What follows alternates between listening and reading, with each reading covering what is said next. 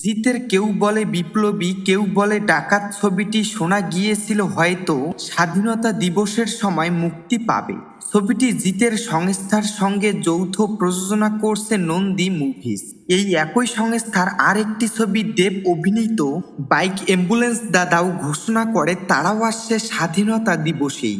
একই প্রযোজনা সংস্থার দুটি বড় ছবি তো একই দিনে মুক্তি পাবে না, কিন্তু সেই সময় দেব স্পষ্ট জানিয়ে দেন সেই সময়ের স্ক্রিনিং কমিটিকে যে তিনি আগস্টেই আসবেন।